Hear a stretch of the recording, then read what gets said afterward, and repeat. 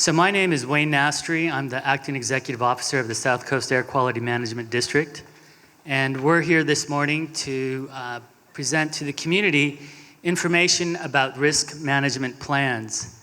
The genesis of this meeting was a request from many community members to learn more about the risk management program that's implemented by the United States Environmental Protection Agency. And so we were able to reach out to US EPA, and they were able to come down, and you'll hear directly from them. And so what we're really here today is to learn about some of your concerns and to be able to explain the processes as we know. As I am with the South Coast Air Quality Management District, we're also going to talk about a couple of things that we're also doing. One is the release of a scientific study by Norton Engineering looking at different alkylation processes. And the other is also to touch on the request for proposal process in regards to flaring fines recovered from the Torrance Refinery program, formerly known as ExxonMobil. So let me go ahead and turn this over to our governing board member, Councilmember Mitchell, and she'll make further introductions. Good morning. Can you hear me? Is this on? Yes. There it is. No, close enough. If you don't mind, I'll speak from here. Good morning. Thank you all for coming. We have a very good turnout here. I am a city council member in the city of Rolling Hills Estates. Some of you know me from serving in that capacity. And I'm elected to represent you on the South Coast Air Quality Management Board. And I also will mention that I am the governor's appointment from that board to represent you on the Air Resources Board. So I have a lot of interest in my fingers in air quality issues. As you know, we began looking at ExxonMobil when we had an explosion at that refinery in February of 2015. And since then, we have been looking pretty carefully at their operations, and we will continue to do that. We also have in our treasury monies from penalties that have been assessed on ExxonMobil for various violations, and we recently had a meeting with many of you in the community to discuss and get your input on how those monies are expended. Today's meeting came out of earlier meetings after that explosion, when we heard from the community, we heard their concerns, and one of those concerns was, what are the plans for handling the risks that are associated with the operation of this refinery? As you all know, the refinery, which was ExxonMobil, transferred hands recently to a new entity called PBF. And so our agency, and we have with us today representatives from US EPA Region 9 who have been working with PBF on some of these issues. And our representatives from Region 9 are the persons responsible for risk management plans. And so we want to welcome them here today, and we thank them for their interest in this and for the work that they do to handle these kinds of risks. We also have a number of dignitaries with us today, some of whom would like to speak. And the first of those I'm going to ask to come and address our town hall meeting is our Congressman Ted Lieu. Congressman.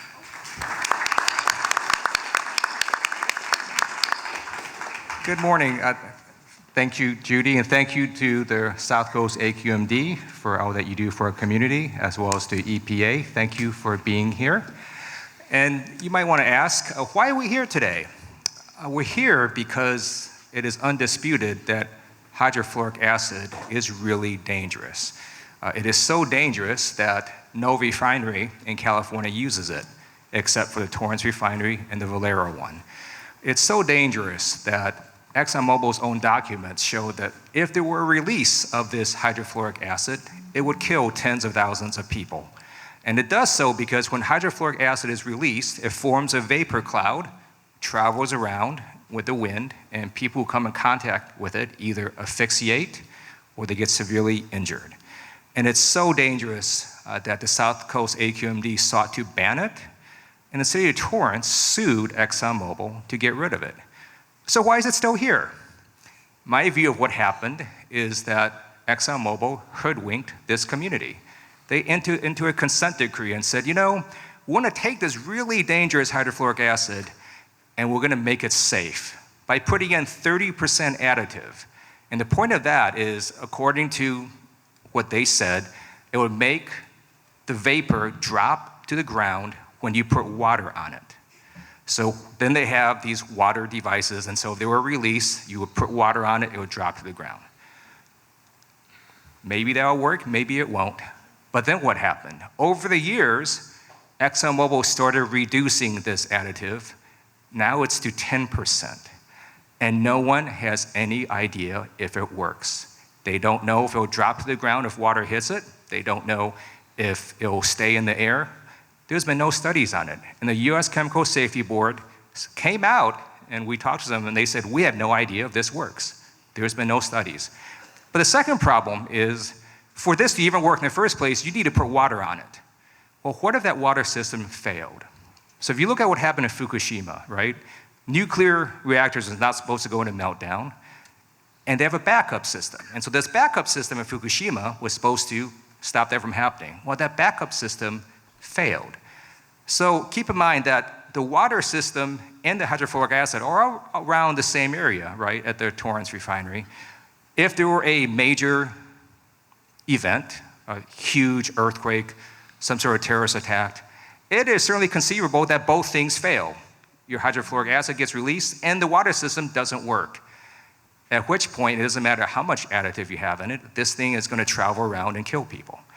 So that's why we have two alternatives now that the South Coast AQMD has put out that are potentially commercially viable. I hope that the new owners look at that. But I also would like to know, does this new hydrofluoric acid with the reduced additives work at all? And there's been no studies on it, even though we've asked for it. It'd be helpful for the community to know, right now, is this refinery safe? The answer is, we just don't know, and that is very troubling. And hopefully we'll learn some more information later today, and thanks for having me here. Thank you, Congressman. And we also have with us today our Assembly member in the State Assembly, David Hadley. So, Mr. Hadley, would you like to come forward?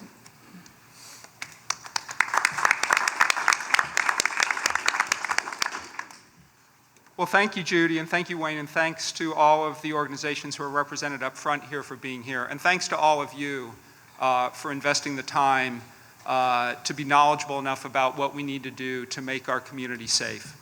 And I have to start by saying I agree 100% with Congressman Liu that hydrofluoric acid should not be used in a refinery that is in a densely populated urban suburban area.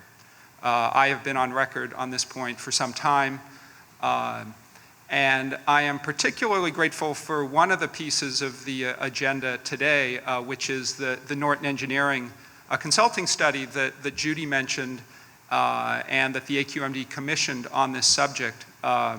Because in my opinion and in my studies, I'm only in my first term in the legislature. I don't have decades in this, but in my experience and study, this is the first public document of credibility that speaks to the scope, the cost, the engineering challenges, and the feasibility of transition away from hydrofluoric acid. And having reviewed this study, I'm not an engineer, but I've read a lot of these in my business career as well as in my legislative career, and there did not appear to me to be any insuperable barrier to achieving the goal of removing hydrofluoric acid from this refinery and making this community safer. There are two things I just want to bring to everybody's attention, and I hope it will be some of the conversation both in the presentations and perhaps in the Q&A and the public comment. First of all, this has not been commercially done anywhere in the world as far as this study indicates. No hydrofluoric acid refinery has been converted to sulfuric acid. And there are two possible reasons for that. One is that it is harder to do than this study suggests, and the other is that no customer has ever asked it to be done before, and that it's not particularly challenging, it just hasn't been needed to be done in any other context, in any other setting. So that is one of the discussion topics that I think is important to make some progress on today. The second is the flip side of the incredible danger of hydrofluoric acid is that it's incredibly potent and only a very small amount of it is needed in an alkylation unit to refine petroleum. So by my rough count, there will be somewhere between a 300 and 600 to 1 ratio of sulfuric acid needed versus hydrofluoric acid needed to refine the same amount of gasoline at this refinery, if other things being equal. And that either means that we're going to have a lot more tankers on the roads of the South Bay carrying a dangerous substance, not nearly as dangerous as hydrofluoric acid, but a dangerous substance, or we're going to need to make sure we have reliable and safe rail transit to serve the needs of this facility. There is a third option in terms of on-site regeneration that can also significantly reduce the transportation risk here. So I just want to say, I think that the Norton report is a significant step forward for our community understanding the challenge that we've got and tackling that challenge. And working with other stakeholders and with my colleagues and staff in the state legislature, we will do our part to make sure that we make this community safe. Thank you very much. Thank you. Thank you, Assemblyman. And I'd also like to welcome the mayor of the city of Torrance, which is hosting us today, Mayor Pat Fury. Thank you, Judy, and thank you to the AQMD as well as the EPA for being here to do this actual risk management program right in our city. Obviously, there are a number of people who are deeply impacted by this, and they want answers and they want to give their input. I would echo all the sentiments that were addressed by our congressman and our assemblyman. There is a deep concern in our community about the Torrance refinery and the use of the alkylization there. I want to thank the AQMD for co-commissioning the Norton report. As was pointed out, this is the first time I believe that this has ever been addressed, and it's only because of the partnership with the AQMD and the City of Torrance that we got this done, and hopefully we'll get some valid information from it. I know I've read through it twice already, and I think my friends on the Assembly and the Congress got in deeper than I did. Maybe they understood it better than I did. But it certainly gives a lot of good information. I think it gives us a great way to go forward. I look forward to hearing the input from the community today and the actual risk management plan that is developed by the EPA and the AQMD. So thank you very much again for being here. Thank you. Thank you, Mayor Fury. So I also want to recognize some other dignitaries that I see in the audience. We won't take any more comments right now from our elected officials, but anyone who would like to speak during the public comment period is welcome. I see Kurt Wiedemann here, who is on your Torrance City Council. And we also have with us Milton Herring. He's in the back of the room here. Milton's here. Are there other council members that I don't see? Oh, Jeffrey, please stand. Jeffrey's here as well. Thank you for coming. And anyone else? But I also want to recognize Al Marisucci, a former assemblyman in the state of California, here in the back as well. Right. So as our elected officials noted, the Norton report came out last week. And I think many of us have had an opportunity to review it. That report came about as a collaboration between the South Coast Air Quality Management District and the City of Torrance, and it came about as a result of one of our very early meetings when your community said, And we all said, what else is there? If we don't use MHF, what else is out there on the market? And it was known that there were some experimental technologies out there that were beginning to be used. So we wanted to look and see what those were. The study did not and was never intended to look at the dangers of MHF. We know that it's a dangerous chemical. The purpose of that study was to look at alternatives and other options instead of MHF. So today, though, we are here to discuss risk management, and that also came out as a result of some of the earlier meetings with your community. They were wondering, who does that? Who plans risk management? And the AQMD doesn't do it, but other agencies do, and those agencies are the US EPA Region 9 agency, and we wanted to have them come and explain what they do, what the management plan is for now, and what is proposed if there's going to be any change in the future. So I will ask our panel members to introduce themselves so you know who is here, and then we will have our Region 9 representative speak to us. So on my right is Joe Liu. Wow, those mic stands are heavy. I don't even think this mic is on. We can't hear me. A little bit closer. That's okay. Hi, I'm Joe. I'm sorry. It's okay. I'm Joe Liu. I'm the governor's appointee to the South Coast AQMD Governing Board. Hi, good morning. I'm Jill Wynot. I'm the Chief Operating Officer for South Coast AQMD. Good morning. I'm Lagathosopoulos, Deputy Executive Officer with Engineering and Permitting with the South Coast AQMD. Welcome. Good morning. My name is Kay Lawrence. I'm the Chief of Emergency Prevention and Preparedness for EPA Region 9 in San Francisco. Good morning, everyone. My name is Enrique Manzanilla. I'm the Director of the Superfund Division. It includes the program that Kay manages. Thank you. Thank you very much. And I'd like Wayne, who is formerly with Region 9 as US EPA Director in Region 9, to handle the introductions for our Region 9 representatives. Thank you, Council Member. We're very fortunate today to have the Division Director of Superfund from US EPA Region 9, Mr. Enrique Manzanilla. Enrique, as the Division Director of Superfund, has tremendous areas of responsibility. For those of you that may not know the breadth and reach of EPA, they, for Region 9, cover California, Arizona, Nevada, Hawaii, all the US territories in the Pacific, and 147 tribal nations. And also with Mr. Manzanilla is Kay Lawrence. She handles all of the emergency response preparedness and the risk management programs. And so I'd like to turn it over to Enrique to perhaps say a few words before Kay speaks. Thanks. Thank you very much, Wayne. And thanks to all of you for attending today. It's quite a crowd.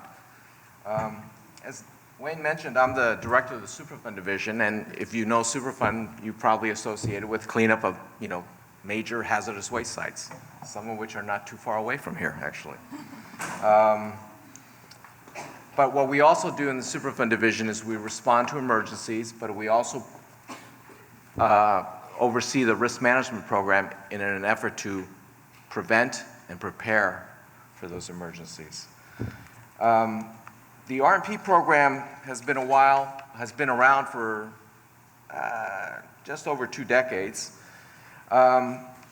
Its regulations focus on the prevention of any accidental release of toxic or flammable chemical, whether large or small, and to get information into the hands of planners and community members. It's designed to prevent accidental chemical releases to air, minimize the consequences when the releases do occur, and provide information about the hazards to public and government officials. We're here to touch base and to give you an overview. Kay is going to give you an overview of the RMP program and how we do our work. We know that you're very concerned about the Torrance Refinery. I want you to know that we have an open investigation on the refinery as we speak. After the accident that occurred in February of 2015, we've inspected the refinery twice. As such, there may be some limitations when you have questions for us, there may be some limitations in what we can say to you at this point because we're in the middle of this investigation.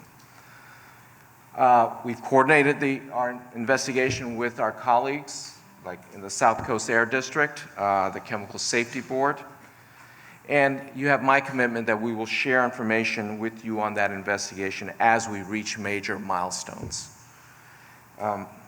We'll also stay here because we know this is a lot of folks here, and we're going to go to about noon. We'll hang out a little while after that. If individuals want to come and address any questions, have any questions, or express any concerns directly to us, I'm more than happy to stay after 12 noon. With that, I want to introduce you to Kay Lawrence.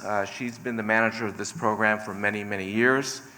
It's evolved over the years. Actually, EPA has proposed new regulations for this program, so it's in the proposal phase, national regulations to improve the program, and she'll touch upon those. And with that, I'll hand it over to Kay, and she'll go through about a 20-minute presentation.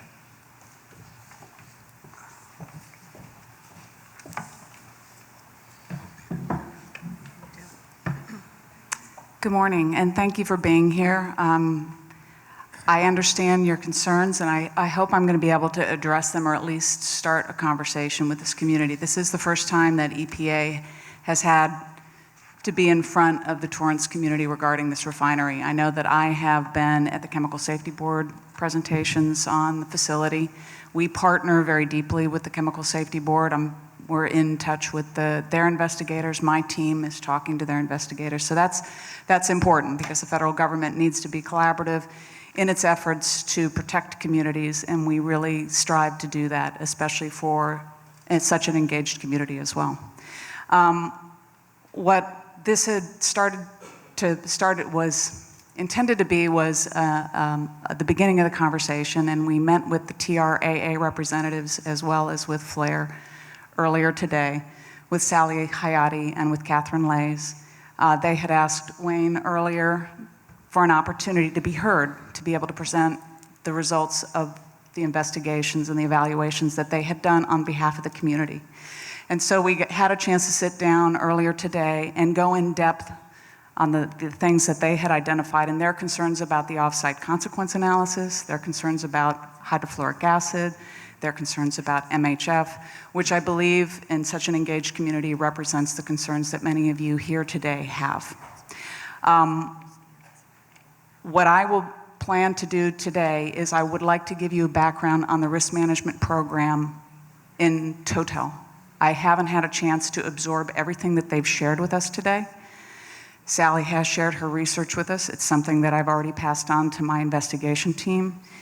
When we do our evaluation, it's important for us to get input from all the parties who have an interest or have some technical input to offer. So I would like to meet all your needs in the presentation today, but I don't think I'm going to be able to provide you with all the answers that you deserve and that you're seeking in respect to some of the information and the concerns to the community, as well as the representatives and Ted Lieu have represented.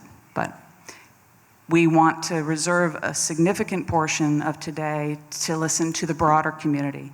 That's also one of the reasons why my presentation is going to be relatively short. It's not meant to be a presentation that is short and then we leave and you don't hear from us.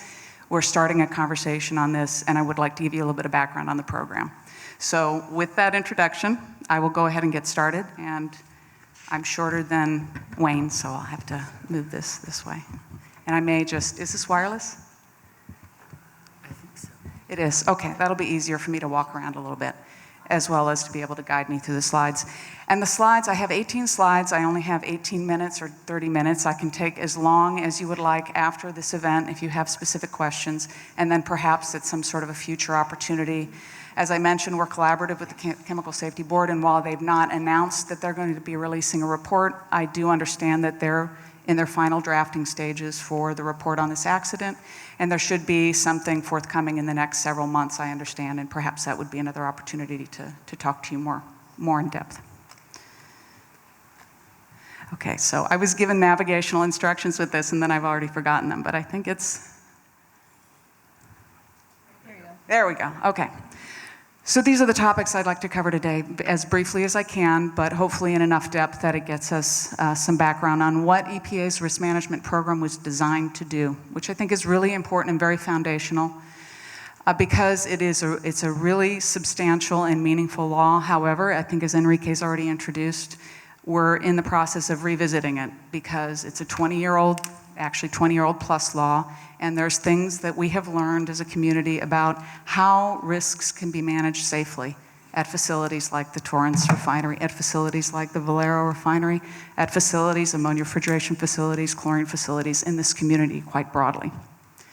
So I'll talk a little bit about what the risk management program is, how we implement it. In particular, I know that you all are interested in the offsite consequence analysis and what those plume models and those circular rings are meaning to tell the community what they're used for in the federal government.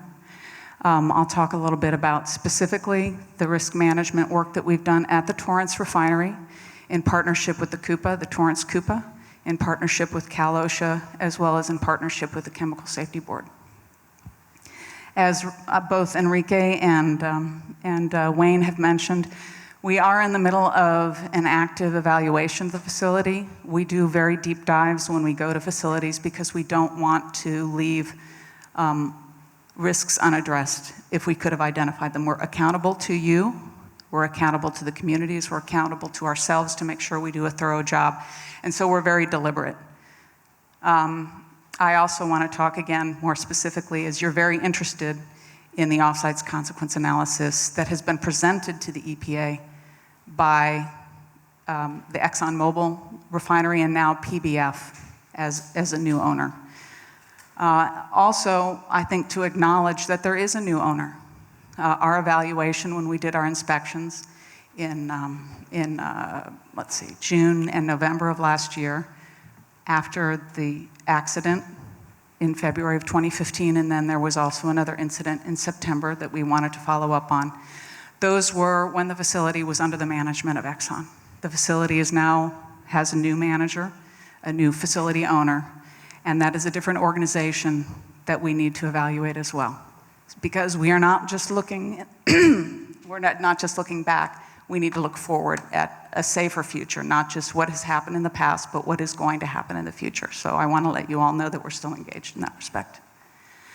And then finally, if we have time, and we'll have very little time, I imagine at that point, I'd like to talk a little bit about some new initiatives that I think will be meaningful to this community under the Executive Order 13650, which is the Chemical Safety and Security Order that President Obama signed in 2012. Oh, excuse me, no, 2013. And then EPA, as Enrique mentioned, has some proposed regulations, as well as the state of California that has really moved very aggressively after the Chevron incident in 2012, impaneling an interagency refinery task force, which EPA is an active participant in, to really look at where the risk management at these facilities, as well as emergency planning and preparedness, can be improved. There are, as many of you are already probably aware, new regulations for the state of California. I'll touch on those a little bit later. The public comment period for those closed last Friday. They anticipate that new regulations will be finalized certainly by the end of this year, as does EPA. And then finally, and most importantly, we would like to hear from you. And I understand that we have a number of comment cards, so I definitely want to respect the time that we have together and make sure that I don't go too far. So I'll move into these slides rather quickly. I'm used to asking, are there any questions now? But we'll leave this a little more structured than that.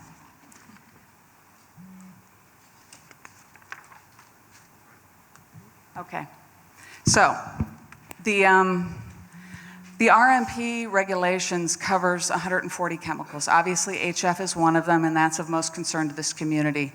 But there are a number of other chemicals that are in this community, like anhydrous ammonia, chlorine for water treatment, a variety of other toxic chemicals, as well as flammable chemicals, which are also at the two refineries that we speak of. So when we look at a risk management program, we look at Clean Air Act 112R7, which is the regulation that established these rules. It also established the Chemical Safety Board. So it was an effort on Congress's behalf to establish both a TSB type mechanism to provide accident investigations in a more broader context, as well as to establish the regulations for EPA. It requires facilities to implement a prevention program, which is really the heart of the program, to ensure that facilities that manage dangerous chemicals, whether it's hydrofluoric acid, which is a very dangerous chemical, or anhydrous ammonium, which is also a toxic and very impactful chemical, or chlorine, which is also a toxic and impactful chemical, that they do so safely. These are chemicals, particularly chlorine, that disinfects our water to make our communities safe, but it needs to be managed safely itself. Otherwise, the technology is not worth the risk. So prevention programs, they also need to implement an emergency response program. Many facilities have their own response capability. Some rely on the local fire department, that if they have an accident or a release, that the local fire department or the health department is going to need to come and take care of either keeping the community safe or mitigating that release. And that brings us to the next issue, which is to conduct a hazard assessment. And in the hazard assessment is embedded the off-site consequence analysis. When you look at the hazards of a facility, you need to understand how big are those hazards, who does it affect, and how will it affect them. Our regulation is very, very similar to OSHA's process safety management regulation, except that we look at the off-site communities, whereas OSHA is going to look at the workers, who are also, I think as many of you are aware, very engaged in the HF discussion at the Torrance Refinery, because it is a very dangerous chemical to manage. Finally, once a facility has their risk management program in place, they are obligated to submit a summary of that program to EPA, and that is managed in a database that used to be accessible more publicly. At this point, it is not online per se, but you still have, as community members, access to the risk management program plans that are on that database. You need to go to reading rooms. There's one at the Department of Justice and also with EPA to get access to those. That's why there is some limited public access at this point in time. One of the things I did want to emphasize is that the RMP program is not a permitting program per se. It is the prevention program, and what the federal government receives is a summary of the documents and the program that the facility has implemented. What we do to verify that is go into the field, and as I've mentioned, we've done 2 inspections at this particular refinery.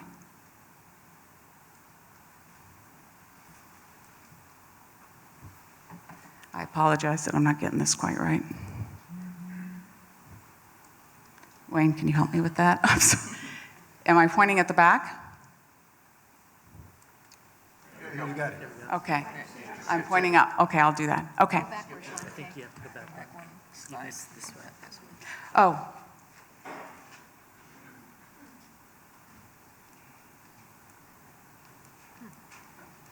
Manual intervention here. Is there, who is the person who helped? There we go. Lisa. I'll just, can I ask for just a slide adjustment at the, Just get another one. I apologize.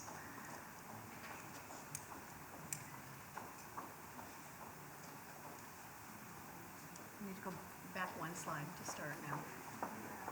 Yeah, Okay, there we have it. Thank you. No worries. Okay, this will be simpler. One of the things, and again, I know you're here to talk about the Torrance Refinery, but I think it's important to understand the scale of the program. I hope you'll agree with me in the end. Nationally, we have over 12,000 RMPs. In Region 9, we have approximately 10% of those, and we cover California, Arizona, Nevada, and Hawaii. The majority of those, not surprisingly, are in California. And so we do most of our work, and we have most of our partnerships with the California CUPAs and California OSHA in California. Okay, very good. So what do folks need to do when they get into this program? And the way they get into the program, there's 140 chemicals. It's a threshold-based chemicals. You need to have one of those 140 chemicals. Some are toxic, some are flammable. And then you need to have above a threshold quantity. So, for example, if you have more than 10,000 pounds of a flammable substance or of anhydrous ammonia, you are automatically regulated by the EPA in that respect. And you need to do a hazard assessment. And that's where the off-site consequence analysis first makes its appearance, is in the hazard assessment is to identify release scenarios, worst case analysis, and this is also a very important thing for me to acknowledge is the worst case scenario is a regulatory definition. There certainly are many ways when you hear that term worst case scenario, how to imagine how bad something might happen. But for the purposes of this program, worst case scenario is a regulatory definition and obligates the facility to identify the largest single container on site, releasing its full contents within 10 minutes. And I know these are technical details, but I respect that you want the technical details because you want to understand how this program works.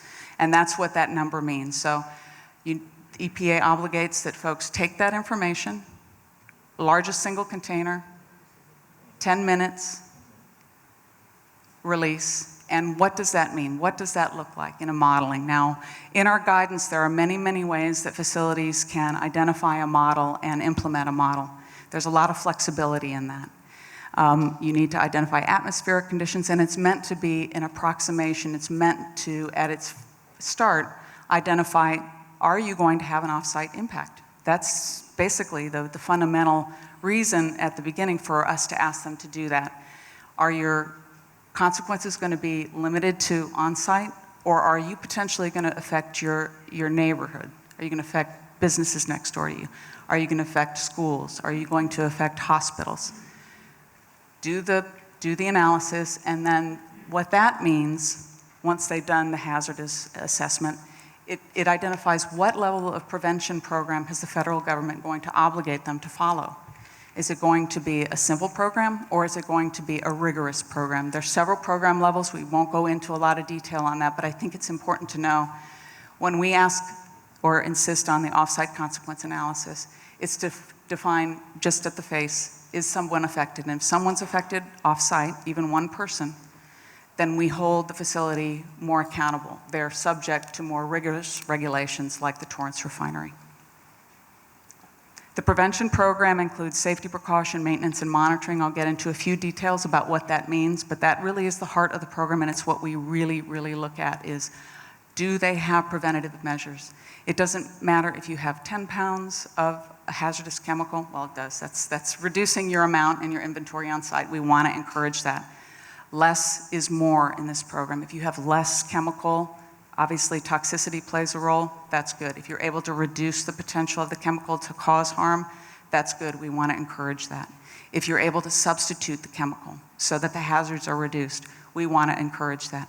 We can't necessarily compel it, but it is an important feature of what we want to be able to do with facilities. And when I say we can't compel it, we can't direct it, but we have had settlements in the history of this program where companies in settlement with EPA, other fines have reduced the chemical or have changed that formulation, and I can talk a bit about that. And then just as importantly, particularly for this community, obviously Enrique and I are here today. We are not, I used to do emergency response work actually when I worked for Wayne. I was an on-scene coordinator and worked in a different capacity in this community.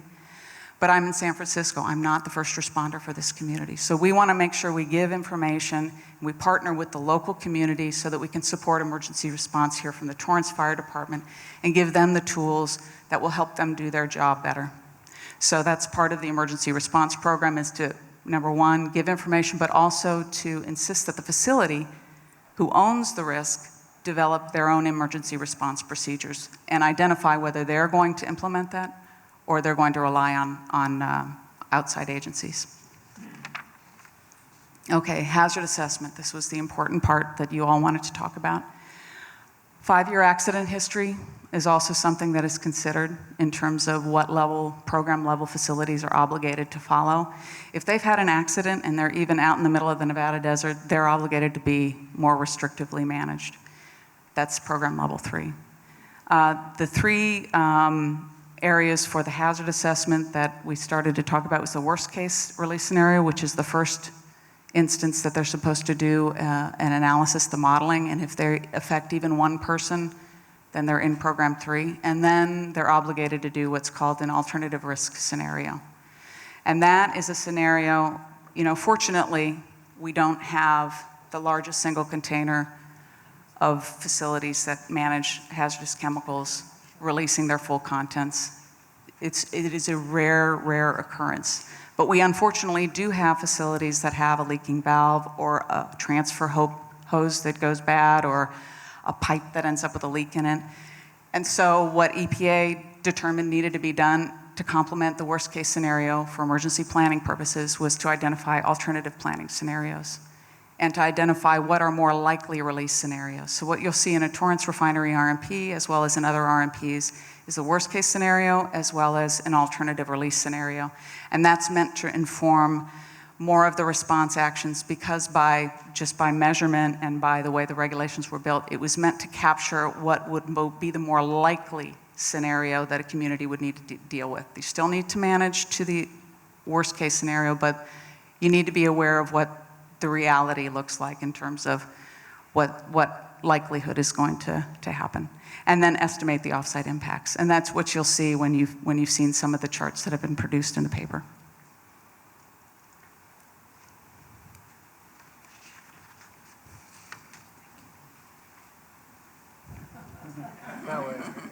Am I getting there? Okay. Okay, there we go. What I may do if this continues to slow us down, what I can do is I have some slides that are very visual in nature, and I'd like you to see them, but I also have my presentation here, and I can talk to you about the contents. I think those last slides, we probably could have done that. This is what an offsite consequence map looks like. This is not submitted to EPA. What we get are the distances, and what do the distances mean? So do I have a, yeah, I do, good. Okay, there we go. Well, you guys can't really see that. Here's the facility, right? And this is obviously illustration of a fictional worst case scenario, but this is to serve illustration of what the rules require and what we are looking for in an offsite consequence analysis. That near point, the toxic ARS, that's the alternative release scenario. So that's going to be smaller. It's typically going to be some sort of a pipe leak or something that's significantly smaller than the full tank releasing. And the facility has a tremendous amount of latitude to define that. We still hold them accountable for a reasonable and realistic scenario. They have to look back at accident histories in their industry or potentially incidents or near misses that have happened on their own facility to define that. And then the further circle boundary is what you would see potentially in a comparative offsite consequence analysis for a worst case scenario. You can see there's a tremendous amount of difference between the two. Either one of those gets the facility into the most rigorous program management for us. And that was one of its principal purposes is, are you going to be managed in a fairly limited way or obligated by the regulations in a limited way? Or do you have the most comprehensive regulations? So this facility, just like the Torrance Refinery, even if it impacted one person offsite, or 3, 5, 100,000, obviously it's significant when those numbers grow. But your obligation to be a good neighbor, to be a safe neighbor, remains at that higher bar that the federal government sets, and for refineries now at the even higher bar that the state of California is requiring with their new refinery regulations once those are finalized. The other purpose, obviously, and a really critical purpose for offsite consequence analysis, and the most important purpose for this community is, these are also the fundamental offsite consequence rings that are used or intended to be used as a tool, not as a definitive definition of what offsite release will look like, just as we were discussing with Dr. Hayati and also with Catherine this morning. And I think an acknowledgement modeling can produce different results. You have a different model, you get different inputs. You're going to get 10 miles, 15, you might get 8. They are all very they're tools of the person who is applying that tool, and the inputs will produce a different result. So one of the things that EPA was very mindful about in making these regulations was to make sure that people appreciated that we weren't, and it wasn't our purpose, nor was it really our ability to define what that plume line was going to look like every time. It was meant to provide a way to start a conversation about what are the risks with any facility. First, what's the level of regulation? Next, give the community the tools to understand these are potentially significant impacts. I think it's to take what appears to be a quantitative assessment and to recognize that it's really a qualitative assessment. It says, what size is it? What is its scale? These are, with refineries, they have a lot of chemicals. They have potentially large impact areas if the worst thing were to happen without mitigation. So that's what an OCA looks like in the alternative, and I'm trying to think, there's one other thing I wanted to share with you. What does that toxic ARS mean? I think when you see a circle on a map like this, it carries a lot of meaning, and it can be it can be scary, it can be of concern. So recognizing that our models are very conservative, there are models that will be more reductive in what they would produce and predict as a result. Ours, the ones we insist or provide for under the regulation, are very conservative, so they're going to produce larger results. That's important. What is a toxic ARS? What is that threshold level on where that plume gets? Those are derived, it's called ERPG2, and it in translation, it's a published academic study that defines all of these levels. As Sally and we discussed earlier, the toxic endpoint for HF is 20 parts per million. That's what she's used in her models. That's what was used in these models. It's a standard table. It's not anything that anyone can deviate from. And the definition, basically, what does that mean? Does it mean that all the way up to that plume, people are going to be hurt? No, not necessarily. What it does is it defines how far you have to model, and that concentration of 20 parts per million defines what people could be potentially exposed to for a period of 1 hour without suffering any irreversible symptoms or impacts. So it's not, when one thinks of a toxic plume and something that would be really injurious, this is a much more aggressive definition of that. It basically defines what would be basically what's the end of the no impact zone for that concentration. And I hope I get questions about that because I needed to be clearer on that one. I'd be happy to entertain questions later. Okay, so here are the program levels. As I mentioned earlier, program 1, no public receptors in the worst case scenario, no accidents. And program 3 is the more prescriptive one. Oh, I did jump through.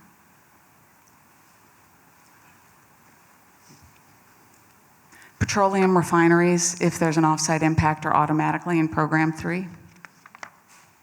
And here are the elements of the program 3 regulations. Collecting process safety information, process hazard analysis. Very critical to us are operating procedures to make sure the facility has identified what safe operating practices they need to have in place to keep everything in the pipe. Training is a critical component of the program as well, and is something we look at very closely.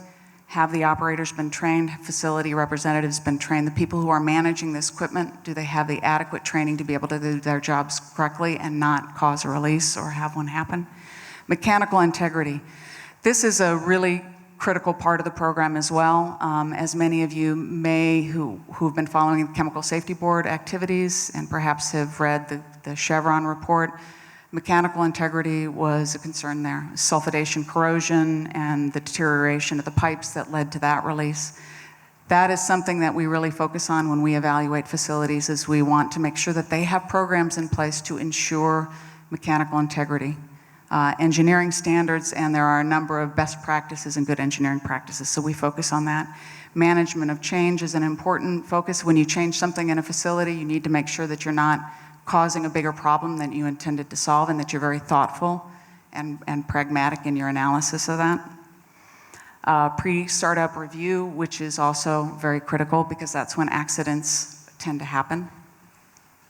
Compliance audits, incident investigation, employee participation, hot work permit, contractors. I know I went over that very quickly. EPA has a lot of information on our website if you want to get more familiar with this. The actual RMP program, and I will move on from there to talk more about the contents of a risk management plan. This is what you will see if you want to get a copy of it. It's not a, it is only a summary of the program, and it's what we receive and first evaluate before we identify a facility and go out to do an inspection. Registration information, the 5-year accident history, a summary of their accident prevention program, and then most importantly, their off-site consequence analysis. I'm going to be doing a little bit of repetition here because we've already talked about some of these principles, but I think it's important to emphasize what the purpose of the RMP regulatory definition of off-site consequence analysis is. It's designed to identify the level of facility regulation, if it's high, medium, or low. And it's also designed to support a dialogue between the source and the community on release prevention as well as response. And then a slide about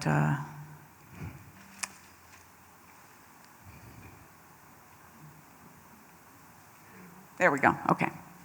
So I think this one is also important. As we've already mentioned, or as I've already mentioned, the off-site consequence analysis is produced from a model. Models can be variable.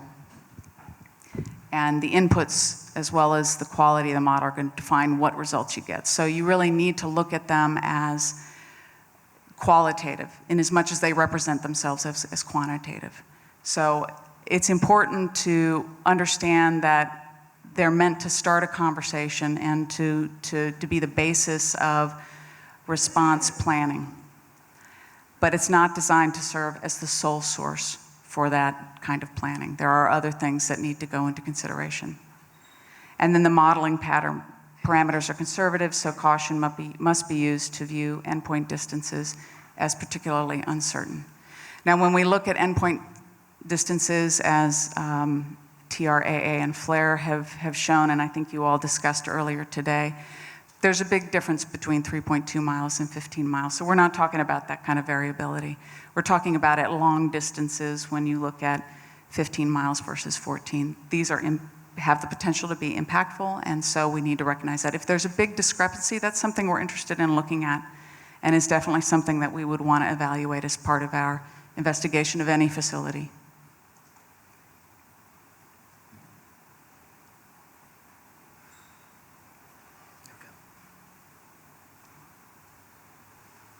Okay, and now I think I will just do without the slides. I think that's probably going to be best. Oh, are they back again? Okay. Thank you for bearing with me. I know this has been an early morning for many of us. So EPA implementation of the RMP program, that's been embedded in what I've talked about. We have 1,100 facilities in this region. We're really lucky in California to have great partners with the AQMD. When we do inspections, we're in the field with their staff at refineries, the CUPAs, as well as Cal OSHA. There have been tremendous efforts to make additional investments in regulatory support at Cal OSHA as well as with the CUPAs in the last number of years as part of the California Refinery. So we invite the local agencies and we go in for at least a week. I know that seems like it is a short period of time given the complexity of refineries, and then we spend a lot of time looking at their risk management documents. Our activities at the Torrance Refinery, as I'd mentioned already, we were there in June of 2015 and again in November of last year, and we are ideally completing our evaluation, which has been very in-depth, so hopefully we'll be able to engage this community in the future on that note. And then we've already talked about the hazard assessment at the Torrance Refinery. We will not go into great detail on that, since many of you, I think, are already familiar with the results of what the RMP submittal says about the off-site consequence analysis and what the community is concerned about it may be missing. And that is part of what we are evaluating. So if you would like us to come back at a future time to talk more specifically about how it's published now, I could definitely, we could do that. But this is an educated and engaged community. I think that you all have already seen that. So it made sense to more talk about the program and what the future will be on that. And Sally and Catherine have provided the information that they've collected for the community on that. And then we've already talked about the hazard assessment. So next, we'll talk a little bit about Executive Order 13650, and then I'll wrap up. And I'm sure, hopefully, I'll have some questions that I can address more specifically on material I haven't covered in this presentation. 13650, one of the principal things that President Obama obligated his leadership at EPA, at OSHA, and Department of Homeland Security to do was to work together, as we should be, to address safety risks from facilities like the Torrance Refinery. And there were 5 different initiatives that EO 13650 was written around, and one of them, and most importantly to this community, I think there's probably 2, are revisit the regulations. These regulations are 20 years old. There's an opportunity to improve them, and so EPA is in the middle of a rule update. Right now, the public comment has closed, but we expect there will be a new rule that will come out, ideally, by the end of December. So look to that. There are going to be some improvements there. We are also, under Executive Order 13650, really working very closely with local agencies, with the CUPAs, with Cal OSHA, to determine best practices as well as to train folks so that we have a more collaborative and aggressive team in the field on both prevention issues and also on response issues. I've touched on the EPA proposed regulations and the California proposed regulations. It seems like I've covered it all earlier in the presentation, even before I got to the slides. So given that I've taken up probably more than the 30 minutes I had allotted, I'm going to wrap up. And I really appreciate your time and your attentiveness to this issue. And again, as I'd mentioned at the beginning and as Enrique did, this is our first opportunity to listen to the community and their concerns about this refinery. This is not the end of that conversation. I see it as the beginning.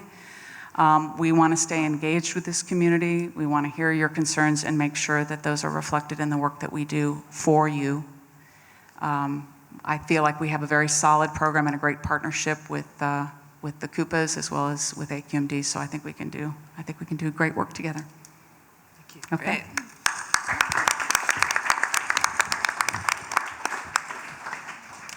Thank you very much, Kay. And I'm going to ask for a couple of our staff members from AQMD to give you a quick update on what AQMD is doing, and then we're going to go directly to the audience questions. So first is Laki Tisopoulos, who's going to talk a little bit about the Norton report and give you an update on that. Laki. Sure, and I'll try to keep it brief. Excuse me. Good morning again.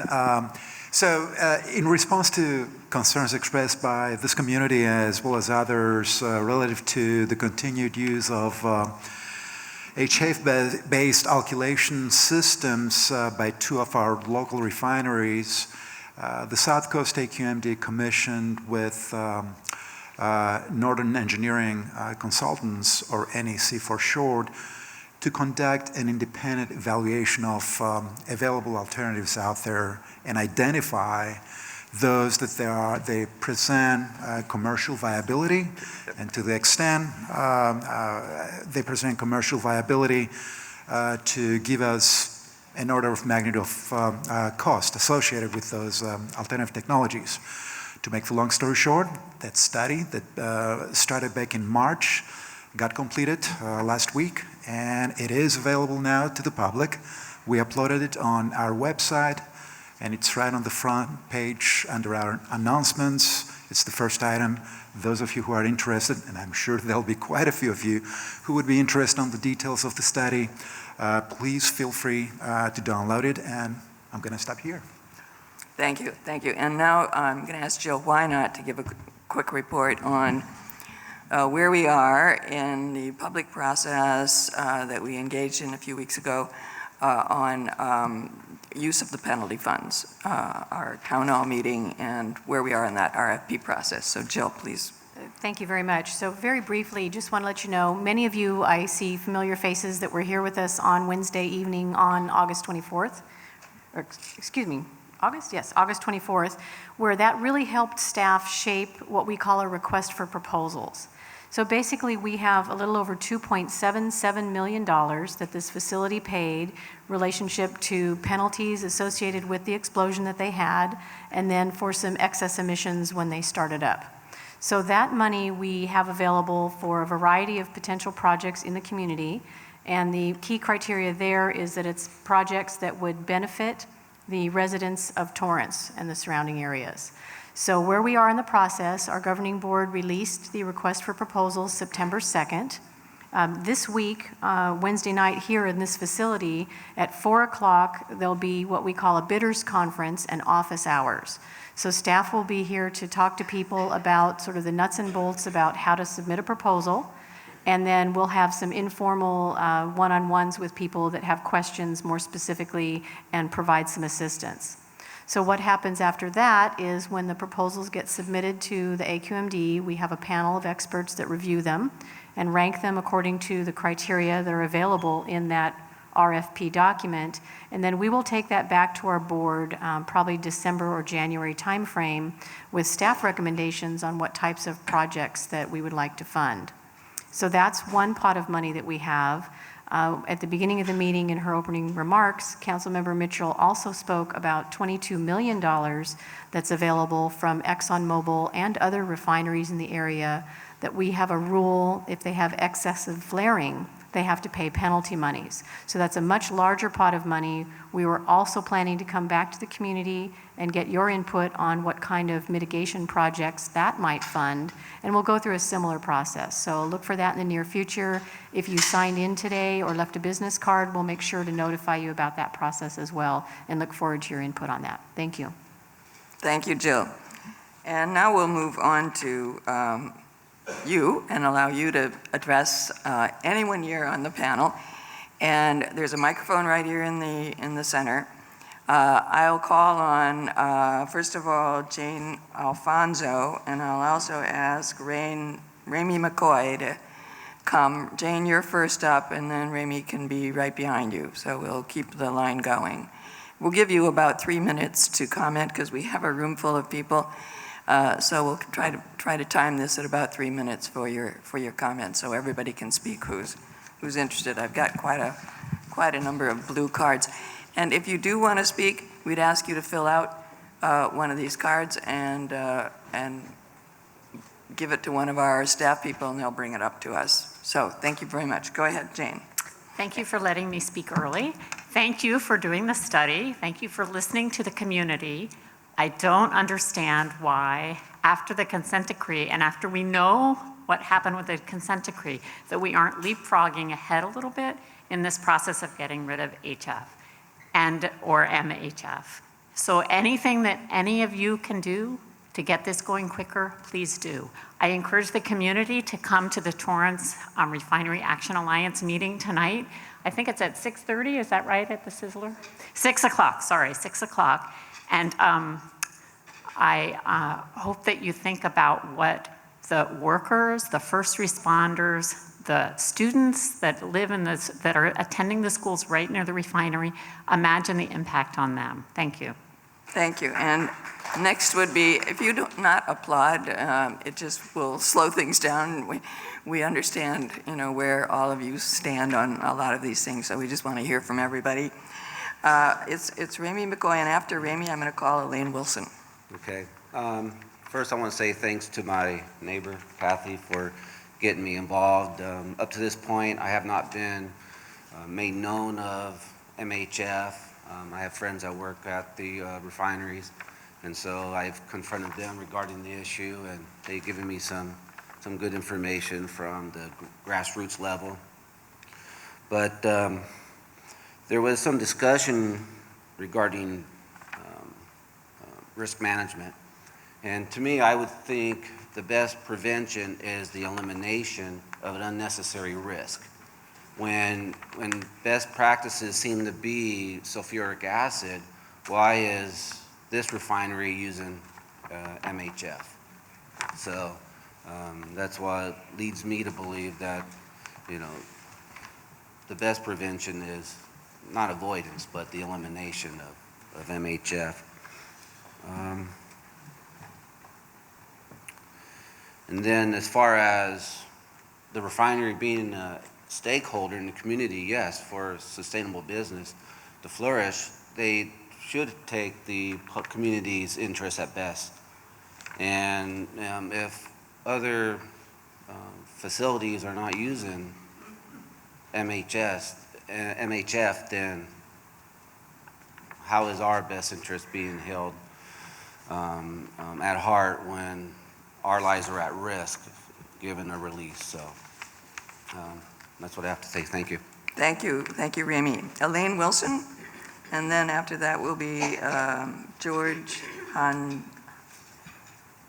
Harpo. George Harpo. So first Elaine. Okay, I live on the wall with some feet between myself and the refinery. And I had never, ever had any problems with breathing before I moved to my home on that street. I want to tell you that I developed pain in my chest when I found out that the events, two nights in a row, I had no knowledge that there had been an explosion and a huge incident. My bedroom was filled with toxins in the air. I awakened at 4 in the morning choking. That's not the first time. 16 years before that, I had the Torrance fire rescue come to my home because there had been a flare. I didn't know what that was. I never lived near a refinery before. I have found out a great deal, and I am very pleased to have the EPA, US EPA here. Thank you so much. You are the only ones, not Cal EPA, not the AQMD, and certainly not the city of Torrance. You came out when I made one call, and you came out within days. And what I reported was, there's a railroad track behind our homes. And what the refinery was doing was parking their fuel cars. It was a parking lot behind homes. The people who lived there for 40 years have been complaining. I called the EPA. Thank you. They were removed within a week. People have been breathing toxic fumes. Again, the city, local, had done nothing. Thank you. I have some things I need to ask you about. I have sealed off my home completely with plastic inside my home. As a result of that, my lungs no longer hurt for the last 2 months. It was right after that explosion that I thought, what can I do? I have put filters inside of all my heat vents. This is a filter 2 weeks old, and this is significantly different in color because it has a kind of a yellowish color, whereas the heat vents filters have never had that color. There has been a lot of flaring in the last over a week and a half from that refinery. So I'm going to be asking the EPA to please guide me on what kind of filters, what kind of analysis. I have had filters up since before the Exxon was allowed. As you well know, I have particulate monitors on my home, and they are approved by the AQMD. And those particulate monitors went through the roof, as you expected, because there was no protection, none. This is particulates. The chemicals that I see are the discoloration. The particulates were always black on my floors. I don't have particulates inside my home anymore because they're blocked off. So I'm going to ask you after the meeting what kind of procedure, because I know in Richmond they had all of this analyzed. And we're not reinventing the wheel here. They have daily My monitor is Hey, minute by Elaine, minute. I'm going to ask you Okay. to stop. Your 3 Certainly. minutes is up, but thank you so Certainly, much for but your thank input. you. That's very useful information. Thank you you. so much. And you can obviously talk with our EPA representatives after the meeting. And we have George Harpole, and next up would be Rodney Barnes. So, George, go ahead. I am George Harpole. I'm an engineer at Northrop Grumman. I have a PhD. I've worked in with hazardous chemicals, including HF, on the chemical lasers at Northrop Grumman. I want to comment first on the Norton report on page 10, where it's first stated that the MHF additive is a trade secret, and then it's proven that it is not. With reference 13, there's the patent reference to where it's identified. It's identified as 10% sulfolane, 10% by weight, and that, since sulfolane is 6 times the molecular weight of HF, that is less than 2% by mole fraction or fraction of molecules, 1.8%. Now, I have 14 patents myself, and now separate from that, I have trade secret awards. When you submit, you can either do one or the other. If you have a patent, it is not a trade secret. And so that's erroneous. Now, the patent that is referenced here in the report, reference 13, includes figure 1, which is the vapor pressure of MHF. That is the one claimed benefit is a reduction of vapor pressure. And at the 10% level, 10% by weight, it's 89% of the vapor pressure of pure anhydrous HF. Now, and that means that MHF's boiling point is 73 degrees Fahrenheit. Pure HF, 67, 6 degrees difference. That's 3 degrees C. And so, since that's really the only relevant difference, if you have MHF that's a few degrees C hotter than where you test HF, you expect the identical result. And so it is known. So I dispute that we don't know how MHF will perform. We do know that it is very similar to pure anhydrous HF, and you can extrapolate for slightly warmer MHF, very slightly warmer, that you would have the same result that you did have in the goldfish tests in 1986, where in the Nevada desert, they released 8,300 pounds at a time, and at the 1 kilometer distance, measured 3,000 parts per million HF. We are here today, we are all sitting here 1 kilometer from the refinery. That is the distance that got the 3,000 parts per million, 100 times the immediate danger to life and health concentration.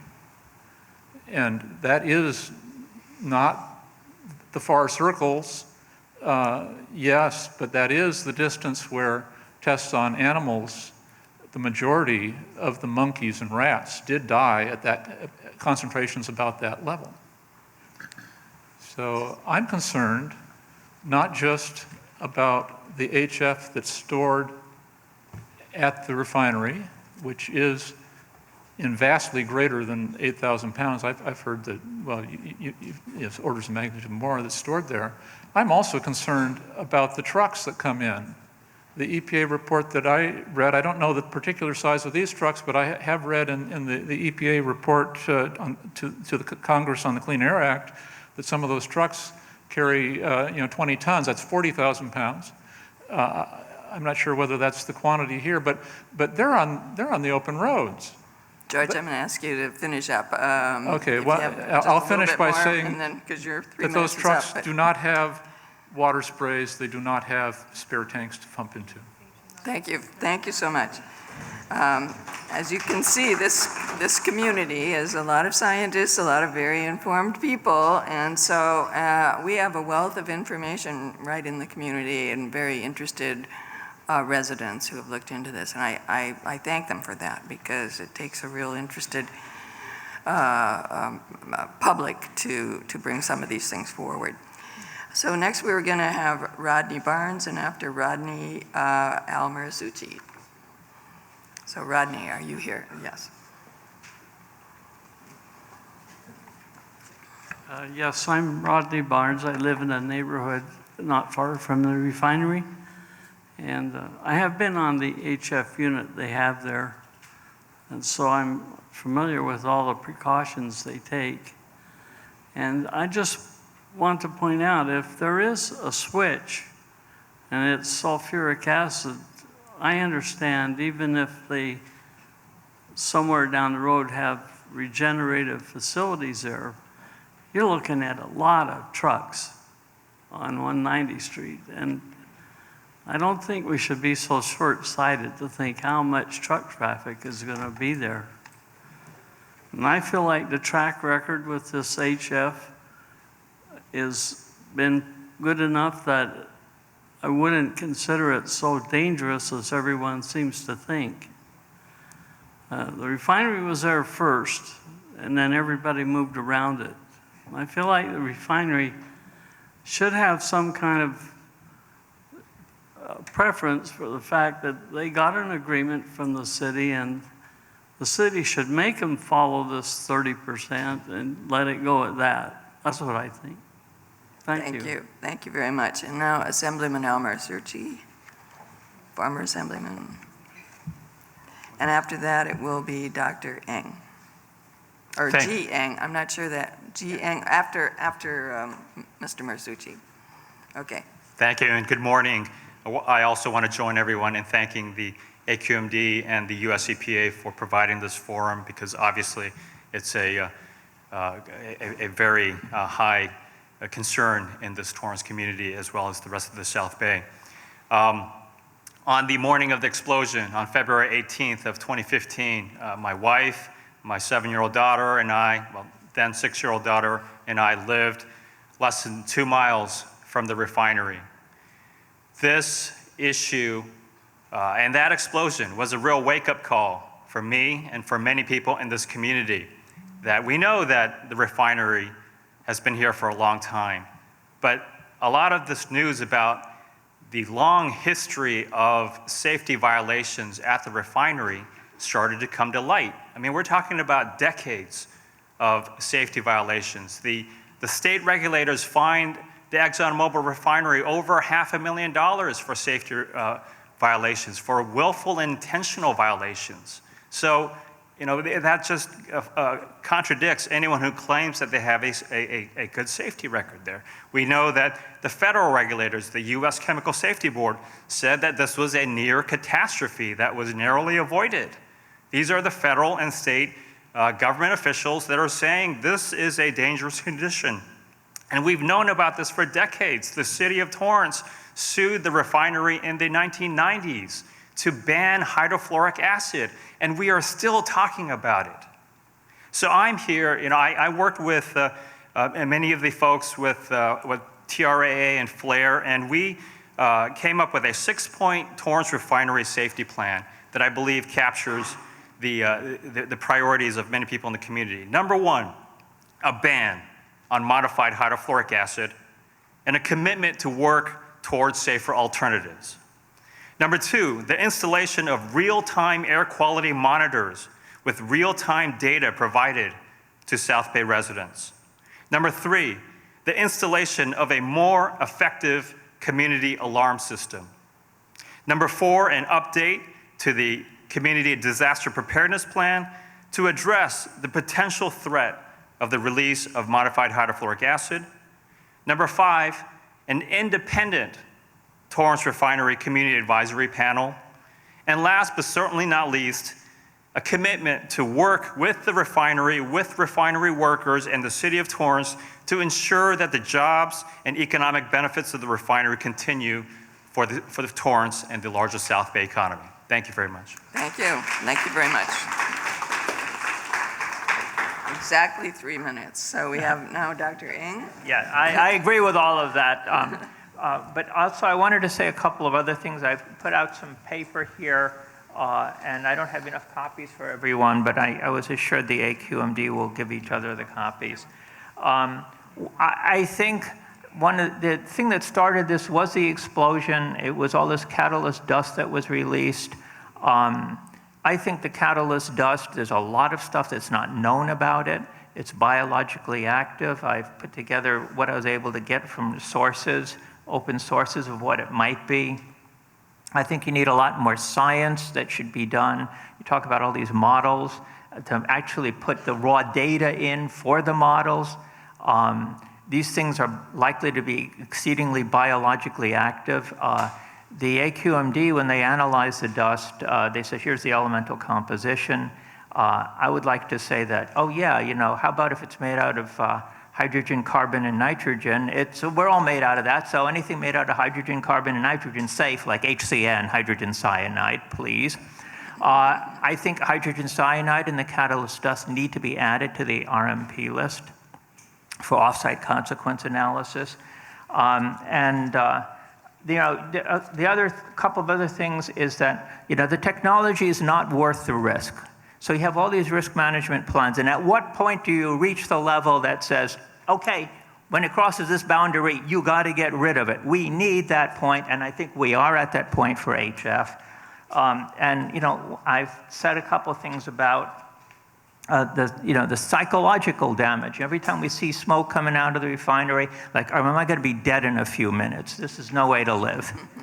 Lastly, I think there's a potential error, and I put that in here, that I think it really needs to be studied a lot more. The AQMD had this idea that all this, either if it's a water curtain or it's an aerosolized droplet of HF, MHF that comes out as a blob into the air, and it drops to the ground harmlessly.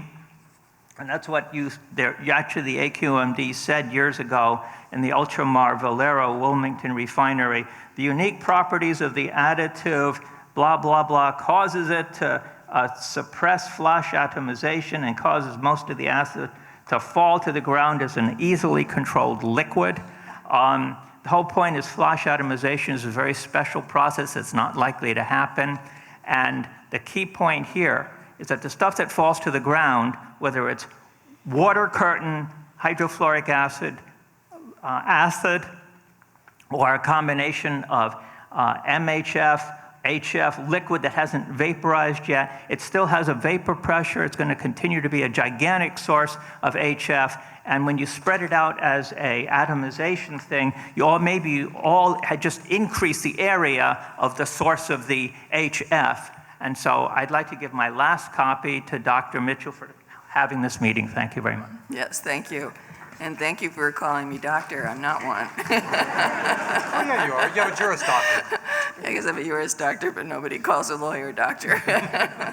Thank you. Thank you, Dr. Ng. We're always interested in what you say. Next, we have Sophie Dreyfus, and then we will have Sally Hayati. Is that Hayati? Hayati. Okay. A few months ago, I went downtown to the marshal's office, and I looked at the OCA. Can you speak up a little? I'm not sure everyone can hear you. Is that better? Yes. Yes. Okay, a few months ago, I went down to the marshal's office, and I looked at the OCA. And earlier today, you said that somebody mentioned that when the OCA should assume that the entire contents of the tank is emptied out in 10 minutes, but the OCA assumes only 5,200 pounds out of the 50,000 pounds that are in the tanks, and there are 5 tanks. So I believe that there should be in the OCA an analysis of all those 50,000 pounds, because that's what you just said should have been in the OCA, and it wasn't. Sophie, Um, would you mind explaining OCA, the offsite consequence analysis? Offsite, yeah. Just so people understand the acronym. Oh, the offsite consequence analysis, yeah. Thank you.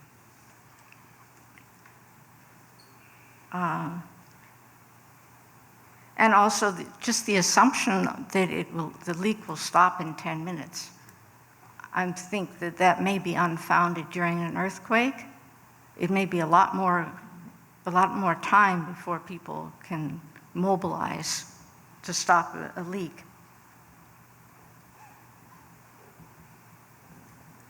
Oh, another mistake that I think I found in the OCA, the offsite consequence analysis for the refinery, that was dated September 9th, 2015, which is an update which was performed after the refinery explosion.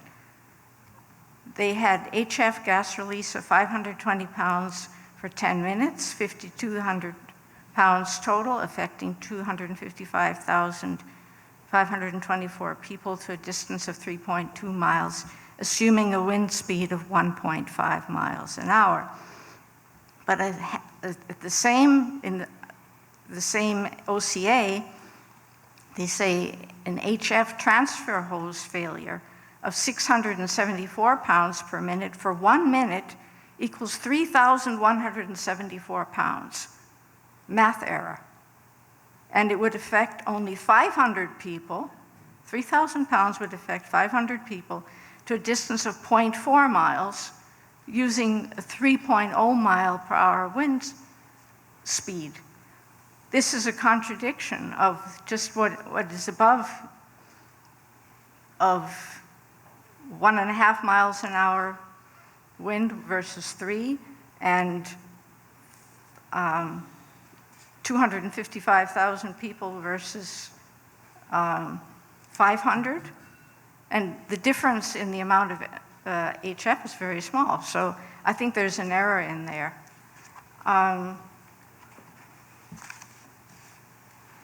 So your time's almost up. Just going to ask you to wind up in a few One question seconds. I have is there's this whole drip catchment system on the HF system, tanks that's supposed to be in part of the mitigation measure.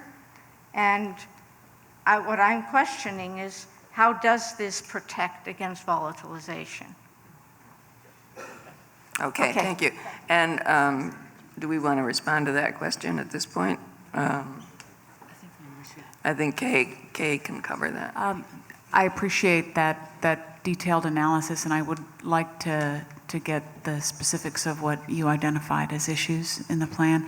As we discussed earlier, we are currently evaluating all aspects of the risk management plan for the facility, including the OCA. So in terms of being able to share any more specifics than that, I can't at this time, but I do appreciate the additional input from what Sally provided and also from the last speaker.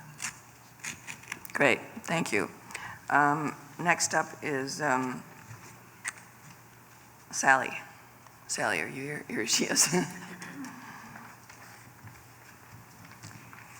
Hello, am I loud enough? My name is Sally Hayati. I'm the president of the Torrance Refinery Action Alliance. I have a PhD in engineering. First, I'd just like to make a short comment about the good enough safety we have around HF and the fact that people moved near the refinery. We always get this. The people that are at risk, even from the understated risks that the refineries have admitted to, 700,000 people cannot move away in order to enhance their safety. So likewise, we're not going to be accepting of more mitigation ideas, more ways to make HF safe, MHF safe. We've been through all of that. They're not enough. Even the maximum performance of water mitigation systems, for example, 80 to 90% reduction in impact for the ExxonMobil worst case analysis, that would still leave a 1 mile zone of potential serious and irreversible health effects with short-term exposure. So mitigation is enough. We don't want, TRAA is not requesting any MHF studies. We believe that we do understand the behavior of MHF adequately based on industry's own data, even though we think maybe industry's own data may be overly optimistic and positive. It's so bad that we don't need to do any independent studies because their own data shows that with 10% additive, this stuff simply conveys no safety advantage. We don't want to ask them to increase the additive to 30%. The reason is that it simply doesn't work. The safety advisor stated in his 1999 report that when the MHF unit became active with 30% additive, it experienced dangerous instabilities, produced poor quality product, and had low productivity. In other words, it is not usable. MHF cannot be used at additive concentrations greater than 10%. We should make that clear. About the conversion, people make a lot of fuss about the increased acid transportation. Well, see, this is the problem. If we're willing to accept a refinery in our midst, and we have not called for the shutdown of the refinery, all we've called for is a change of technology. That doesn't mean all risks are going to be eliminated. But we in the community that understand the dangers would rather face the collision risks from a tanker truck. That's traffic accidents, not toxic risk. Because sulfuric acid will be, if it's released, it will be very bad. People shouldn't go and jump into it. Might run into the sewer, but it will not become airborne and come out and reach us. And right now, the trucks of MHF going in and out, if there were an accident, that material is liquid under pressure in the tanker. It would flash out and the community would be affected. But the AQMD pointed out in 1991 that there was an existing pipeline from Carson to Torrance that could be used to transport sulfuric acid. I don't know if that's still the case, if that could be used, but that's something the AQMD and the EPA should explore, using a pipeline. Sally, your 3 minutes is up. Can you wind up real quickly? Thank you. All right, so you yeah. want to make one last point? Yeah, one last point. This worst case scenario is supposed to be used for a dialogue with the community. That's why we want it to be accurate, so that we can have a good dialogue, accurate dialogue. And Sally, thank you for all your work on this. For those of you who don't know, Sally's done a tremendous amount.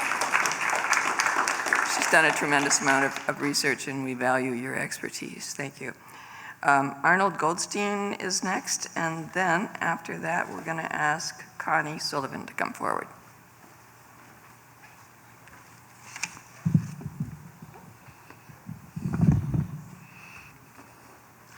On February 18, 2015, an explosion at ExxonMobil refinery released a cloud of industrial particulate that caused permanent damage to my lungs.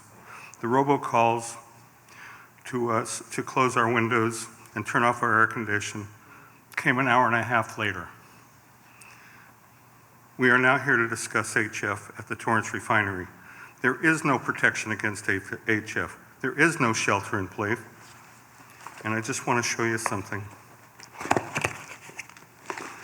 This gas mask is issued to all men, women, and children in Israel, every one of them, to protect against chemical attack. It will not protect me against HF. It will not protect anyone against HF.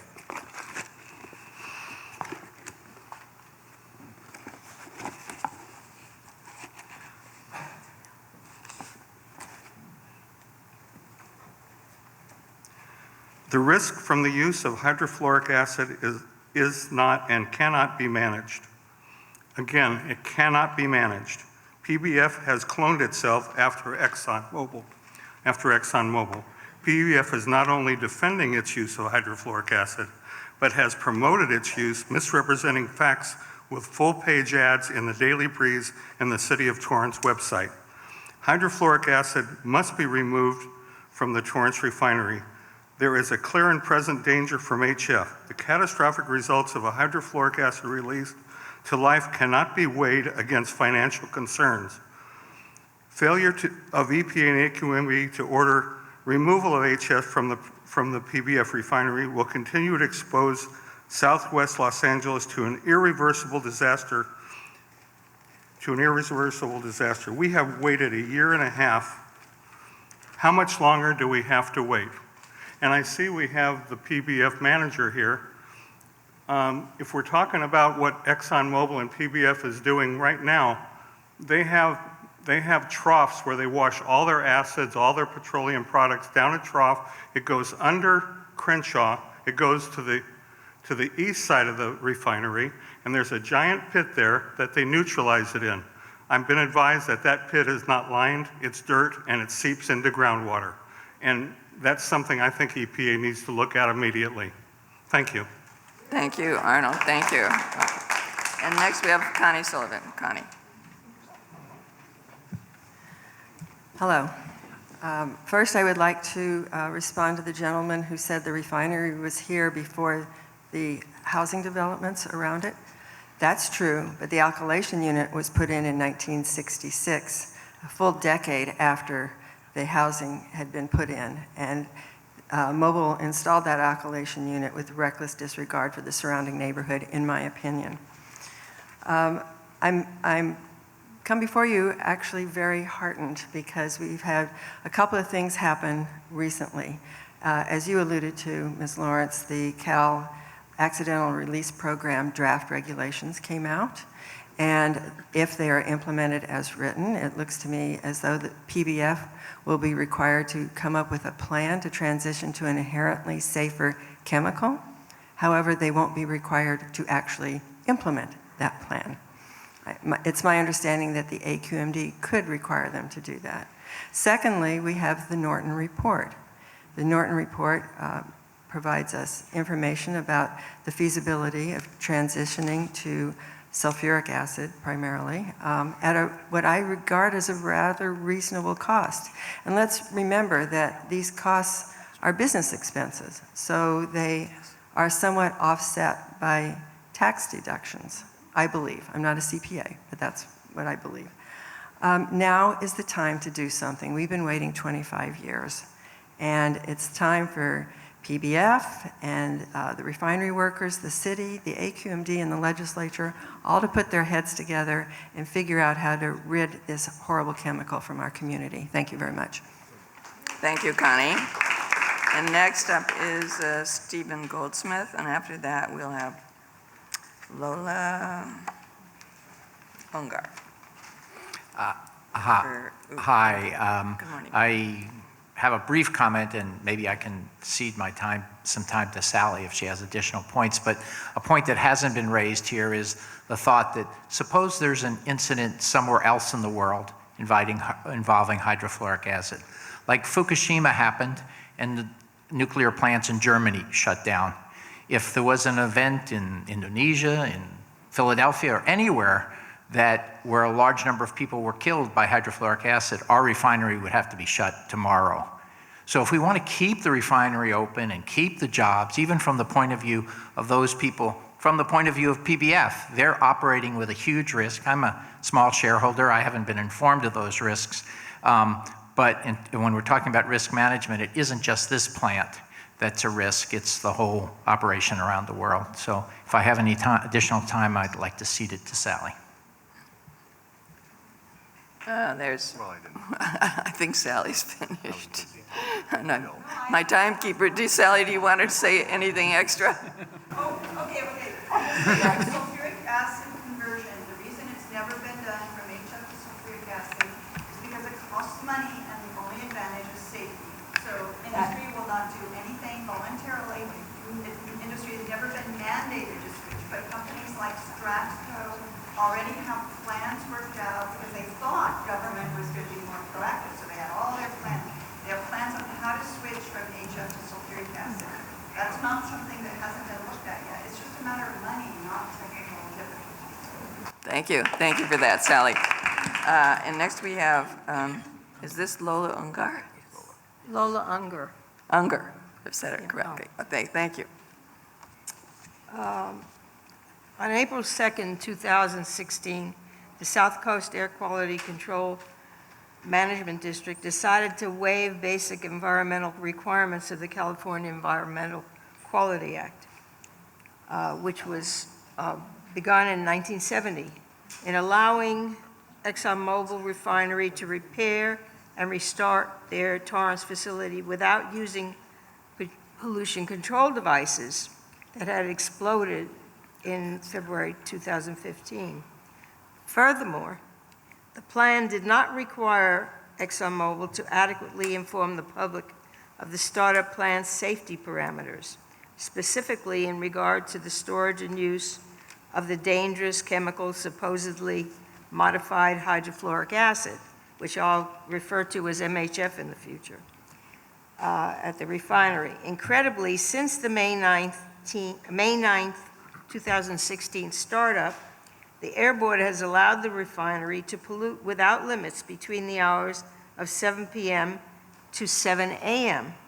each evening since. Our particular concern, the League of Women Voters, is the hydrofluoric acid, which is used as a catalyst that you know in the manufacture of the refinery. The 2015 explosion occurred within feet of the storage tank at the site. The League of Women Voters of California's consultants say that, modified or not, HF is a dangerous material that can dissolve human tissue. Worse, it dissolves bone after contact with the skin, while the gaseous form can endanger the lives of anyone living downwind from its source. Federal investigators at the time of the explosion stated on CBS News that HF, if released, can form a cloud of toxic gas that can drift for miles, potentially causing thousands of injuries and even death. We've heard of Fukushima. How about Bhopal in 1984? The League of Women Voters of the U.S. and the League of Women Voters of California support measures to establish safety and air quality standards related to hazardous materials that will protect the public health and welfare, and the development of effective enforcement and implementation procedures at each level of government to attain these standards. Therefore, the League of Women Voters of Los Angeles County is calling for an independent study regarding the storage and use of that modified hydrofluoric acid. I wrote this before this meeting months ago. An alliance of Torrance residents and scientists has publicly testified that the Torrance refinery is one of only two to use any form of HF in the state of California, instead of a safer alternative fuel catalyst. Why has a safer alternative not been considered? We are anxious about the continuance of the use of HF, and we would like to see the alternative of sulfuric acid being used. And I have copies of this. Thank you. Thank you very much. And Mr. Nastri will respond to some of your comments. Thank you, Ms. Unger, for your comments. I'd like to assure you and members of the public that the South Coast AQMD does not allow anyone to pollute freely, especially from the hours of 7 p.m. and so forth. But if you have information that shows that, in fact, something is going on that we're not aware of, I would greatly appreciate it. And if you have other information, or if you'd like some more questions perhaps answered, perhaps Bay Gilchrist, who's with our office. Well, there have been a number of flare-ups, and we have found debris on our cars. I live in the Hillside Overlay District that we've been talking about recently in Torrance, and that's a good distance away from the refinery.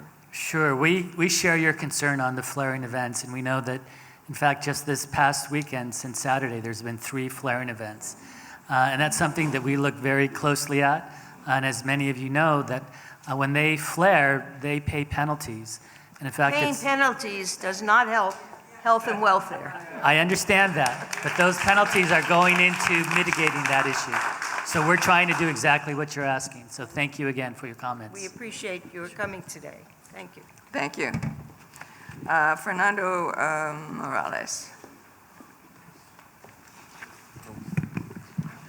Hi, I'm here on behalf of Senator Ben Allen, and I just wanted to make a couple of comments.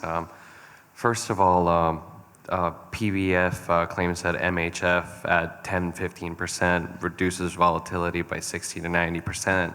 And still to this day, we have not been able to see where those claims came from. I was wondering if someone could shed some light as to where those came from. I also wanted to mention, I think maybe the Congressmember Ted Lieu mentioned it before, but Senator Allen joined Congressmember Ted Lieu and Congresswoman Waters in asking for an independent study previously, which we still have not been able to see. Not that it would matter as we're talking about transitions, but I was wondering if there would be a public meeting such as this to go over the Norton report that was mentioned today, so the community can have a chance to see it with additional context as well. Thank you very much, and thank you for being here today, and thank you to the Torrance Refinery Action Alliance as well. Thank you. Yeah, and we'd certainly be happy to schedule additional meetings as needed, and perhaps a meeting that focuses on the Norton report with some of our technical experts to be here with us for that. Next, we have Christine Thompson. Christine, thank you. Good morning. Good morning. This won't take long at all. I just have a couple of suggestions. I think that if the profiteers of the refinery lived nearby, things might be different. And number two, if it costs too much to fix it, we can't afford to have it. Thank you. And the last card that I have here is Sandra Cartier. Or Cartier, if you want to say the French way. Come forward. If it had the money, it would be worth it, but it doesn't matter. I had a couple of points. I just happened to trip across something when I was on the computer one night about how BPF in 2014 had filed their Securities and Exchange Commission reports. And it says what impressed me in that report was that they have substantial insurance to cover any incident. And that they basically tell their investors, don't worry, you can spend money with us, we've got it covered. And nothing else will happen because Superfund will come in behind us when we bail out. So I thought that was rather revealing. The other part, which I'm not really in favor of shutting the refinery, I really would like them to change their ways. And personally, I'm in favor of the anhydrous solid catalyst more so than sulfuric acid, but I understand there is some technical, logistics to that. Well, the other story was most companies who have a business license will risk losing that license if they are deemed to be a nuisance to the community, let alone a deadly entity within the city for whom license was granted. Suggesting changes through procedure manuals will never affect a change.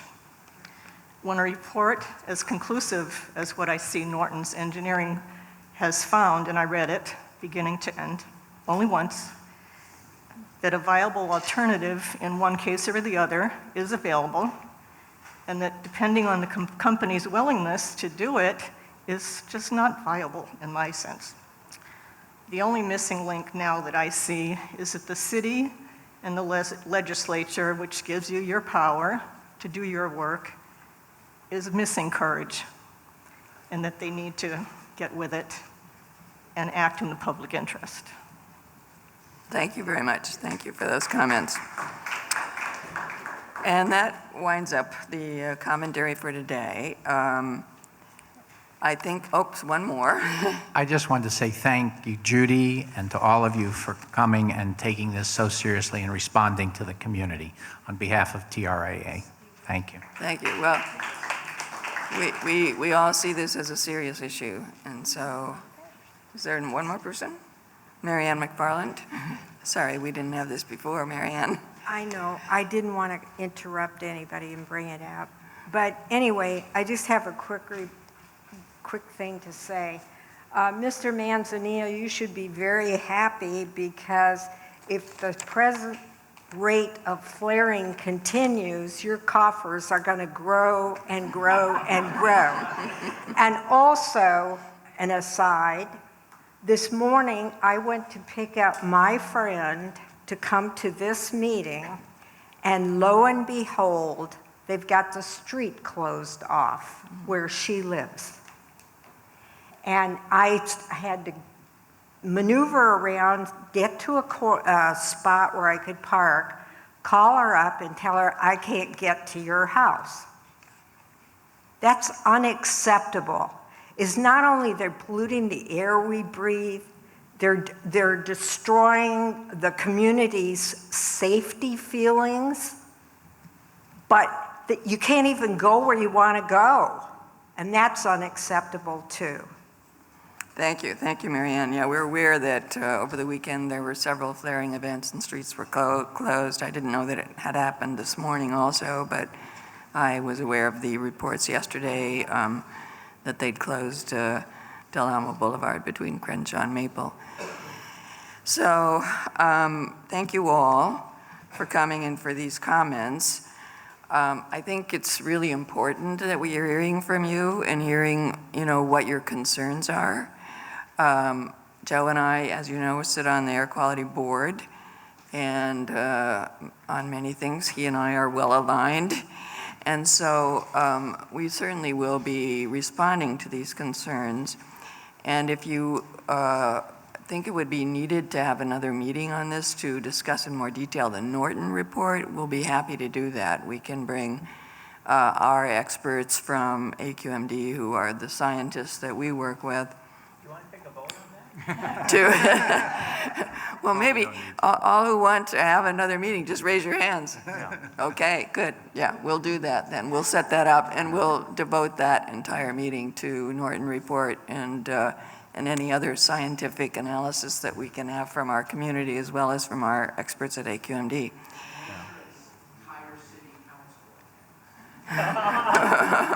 You might have to give a public notice for that one. But Judy, we do have a refinery committee that is an ad hoc committee at South Coast AQMD, and maybe, I think we're both on it, so maybe that would be the right forum for doing that. Every member of the city council. Oh, absolutely. Right. Well, they're always please welcome. sign up to the South Coast AQMD mailing list if you're a council member or not a council member. I have to tell you guys, I sit through a lot of community meetings, both in the audience and here at the dais, and this is a fantastic community with a lot of wonderful input. You guys should be very proud of where you're from. We're gonna work together to try to address all these issues as best we can. Right, and I'll have our interim CEO make a few comments before we close. Thank you, Councilmember Mitchell. As has been said many times, we truly appreciate all the feedback. We appreciate all your participation. And this is something that we take very seriously. We're looking into all of the information that you're providing. We're working closely with our sister and brother agencies across the spectrum, both at the state level and at the federal level. And as you heard Kay Lawrence say, from EPA's perspective, this is just the start of a dialogue. And we know that it's a continuation of our long partnership with EPA, and it's a continuation of the partnership and the trust that we have with you. We recognize that we have work to do. We recognize that no matter what we say, the bottom line is action. And clearly, you've heard our governing board say that they're going to take this under consideration and determine the best way to move forward. And I think we're going to do that in light of everything that's going on. The Refinery Interagency Task Force is making remarkable strides in terms of actions that will be implemented shortly. We're also looking to work with you, and as Jill Wynot, our Chief Operating Officer, said, we'll be meeting with many of you, I believe Wednesday, to look at what some of the concepts are. And on that one point, I'd like to add that we've heard from many community residents who say, we've got really good ideas about projects that should be implemented, but we may not have the expertise to actually prepare a proposal. In which case, what we've said is, if you have a good idea and it's something that we can run with, we're going to give that consideration. So I don't want anyone to think that as we look at various projects, that even though you may not have the technical qualifications, give us your ideas, because maybe that's something that we can do and we can implement. So as you can see, we're committed to being out here. We're here to listen to you. Our board members live in this area, so Again, I want to thank you all for your time. I want to thank EPA for coming out and sharing their expertise and their commitment to continue to work with the community. And has been said earlier, we will all stay here afterwards. And if you have individual questions that you want to ask of us, please feel free to come up and ask us. So again, thank you all for coming today, and we look forward to seeing you at the next meeting. Yeah.